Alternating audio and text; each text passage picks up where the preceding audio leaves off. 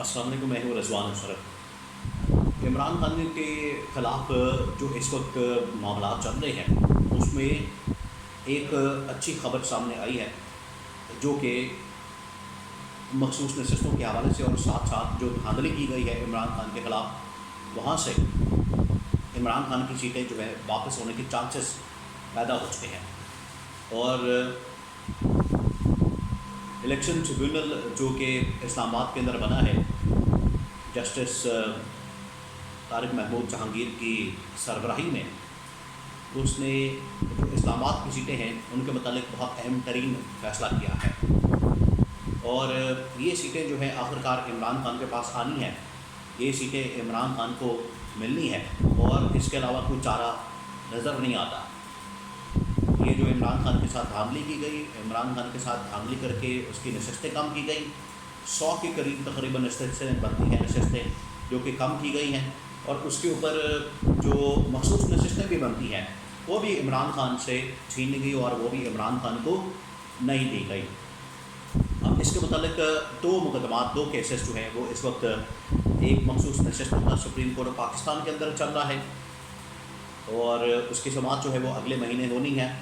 اور جون کے بالکل شروع میں۔ اس کے علاوہ جو ایک کیس ہے جو اس وقت یہ دھاندلی کے متعلق ہے، ان کو ٹریبیونلز کے اندر بھیجنے کا فیصلہ کیا گیا ہے، لاہور میں بھی اور اسلام آباد میں بھی۔ لاہور میں ٹریبیونلز قائم کرنے کے لیے جو chief justice Lahore high court ہیں مسلسل پنجاب گورنمنٹ کو کہہ رہے ہیں، لیکن پنجاب گورنمنٹ تعاون نہیں کر رہی،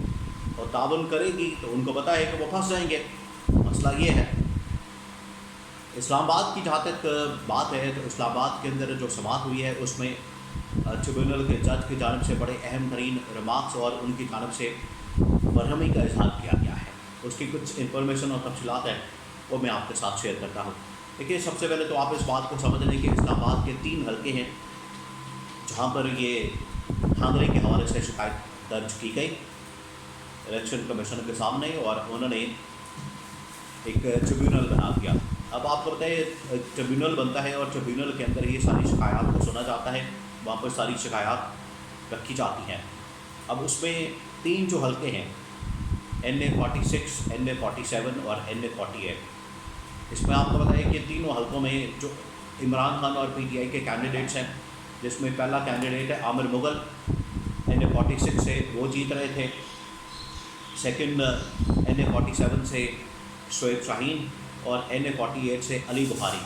یہ تینوں امیدوار ہیں جو کہ PTI کی جانب سے، عمران خان کی جانب سے جیت رہے تھے، لیکن ان کو ہروا دیا گیا۔ اور کن کو جتوایا گیا؟ نون لیگ کے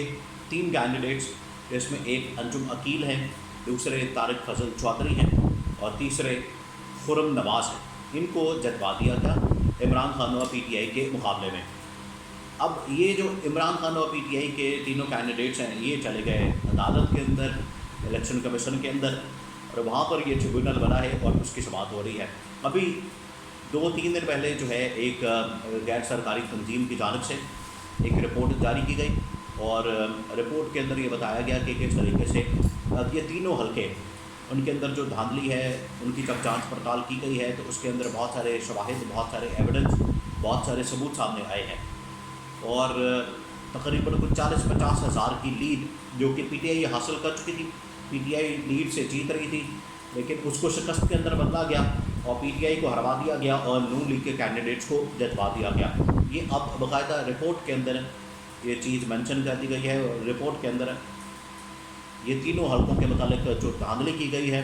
اس کے بارے میں انکشافات کیے گئے ہیں۔ اب جو ٹریبیونل بنا ہے، ٹریبیونل کے سامنے الیکشن کمیشن کو کہا تھا کہ آپ یہاں پر حاضر ہوں، اور حاضر ہونے کے بعد جو نہ صرف RO وہ حاضر ہوں جتنے RO صاحبان ہیں، بلکہ جو اس وقت الیکشن کمیشن کے پاس فارم 45 اور فارم 47 ہے، دونوں فارم 45 بھی اور فارم 47 بھی، 45 بھی اور 47 بھی، دونوں جو فارم ہیں وہ ٹریبیونل کے سامنے رکھے جائیں، ٹریبیونل کے سامنے پیش کیے جائیں، تاکہ ٹریبیونل اس پورے معاملے کا جائزہ لے، ٹریبیونل اس پورے معاملے کی جانچ پڑتال کرے، اور پھر اس کا فیصلہ کیا جا سکے کہ آخرکار دھاندلی ہوئی ہے یا نہیں ہوئی، اور کون جیتا ہے، کون ہارا ہے۔ کس کو جتوایا گیا ہے، کس کو ہروایا گیا ہے، یہ اس وقت صورتحال سامنے آ سکتی ہے۔ اور جو پی ٹی آئی کے کینڈیڈیٹس ہیں ان کو اس بات کا پتہ ہے، لیکن ان کے پاس فارم 45 جو ہے وہ سارے کے سارے حلقوں کے موجود ہیں، اور انہوں نے کئی مرتبہ ٹی وی کے اوپر بھی شیئر کیے ہیں اور اپنے حلقوں میں بھی شیئر کیے ہیں، میڈیا کے ساتھ خاص طور پر انہوں نے شیئر کیے ہیں،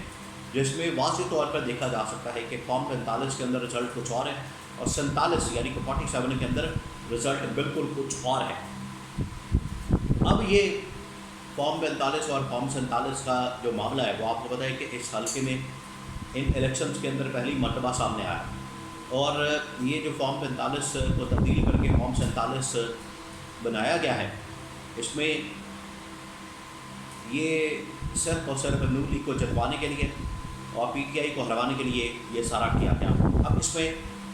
جو ٹریبیونل کے جج ہیں انہوں نے بڑی سختی کے ساتھ آرڈر جاری کر دیا ہے، آر اوز بھی پیش ہوں اور فارم 45 اور فارم 47 پہ پیش کیا جائے۔ انہوں نے 1 ہفتے کا ٹائم دے دیا، 1 ہفتے کا، اور 1 ہفتے کے اندر اگر فارم 45 کے ساتھ فارم 47 کے ساتھ جو اوریجنل فارمس ہیں الیکشن کمیشن کے پاس موجود ہیں اور ایون کے جو کینڈیڈیٹس کے پاس موجود ہیں وہ سارے اکٹھے کر کے اگر 1 ہفتے کے اندر آر او ان حلقوں کے متعلقہ آر او وہ اگر پیش نہیں ہوتے، اگر وہ عدالت کے اندر نہیں آتے، تو اس سے کیا ہوگا؟ ٹریبیونل کے جج نے کہا ہے کہ پھر اس کے بعد میں ان کے وارنٹ نکالوں گا، وارنٹ گرفتاری نکال کے تو میں ان کو جیل میں ڈالوں گا، ان کو اندر کروں گا، تاکہ یہاں پر انصاف ہو سکے، اور جس کے ساتھ دھاندلی کی گئی ہے، جس کے ساتھ 2 نمبری کی گئی ہے، جس کے ساتھ یہ مینڈیٹ چوری والا معاملہ ہوا ہے، اس کو انصاف دیا جا سکے۔ اور یہ ٹریبیونل نے کہہ دیا ہے کہ اس مرتبہ اگر یہ پیش نہ ہوئے، اس سے ثابت ہو جائے گا کہ واقعی میں دھاندلی کی گئی ہے، جس کو چھپانے کے لیے، جس کے اوپر مٹی ڈالنے کے لیے، جس کی پردہ پوشی کے لیے یہ سارا ڈرامہ کیا جا رہا ہے، یہ ساری گیم کی جا رہی ہے اور یہ ساری فلم چلائی جا رہی ہے۔ تو یہ 2 ٹوک انداز میں ٹریبیونل کے جج کی جانب سے یہ بات کر دی گئی ہے، اور انہوں نے کہا ہے کہ ہمیں ہر حال میں یہاں پر ان مقدمات کو نپٹانا ہے۔ یہ تو بات ہو گئی عمران خان کو جو نشستیں ملنی ہے، اور یہ صرف اسلام آباد کی ہے۔ عمران خان نے سختی کے ساتھ آرڈر جاری کیا ہے اپنی پارٹی کے لیے کہ